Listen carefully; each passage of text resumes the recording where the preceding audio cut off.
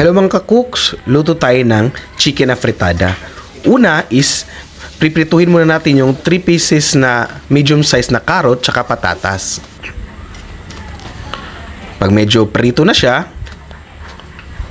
isunod na natin yung 3/4 kilo ng chicken. Marinated na pala yan sa toyo, suka at tsaka ng black pepper. So mga 1 oras din yan marinated mga ka-cooks. So prituhin natin ng maigi. Yung tipong hindi naman pritong-prito mga ka-cooks. Pag okay na, kunin na natin. Bawasan natin yung mantika. Next is igigisa natin yung 1 medium size na onion tsaka 8 cloves ng garlic. Tapos idagdag na rin natin yung ating mga prinitong manok kanina. Dadagdagan natin yan ng 1 pirasong Knorr chicken cubes tsaka tubig. Pagkulo niyan, idagdag na natin yung 1 sachet ng tomato sauce.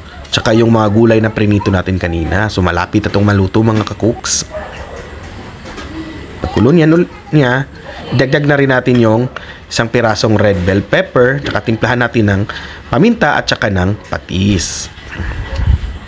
Haluin natin ng maigi. Dahan-dahan lang. Tapos idagdag na rin natin yung ating 1 sachet ng green peas. Tapos dadagdagan natin na ng sugar para balanse at saka manamis-namis yung apritada natin. Ayan na mga ka-cooks, luto na. Tignan nyo naman yan. Ang sarap nito, promise. Mapaparami na naman tayo ng kanin yan.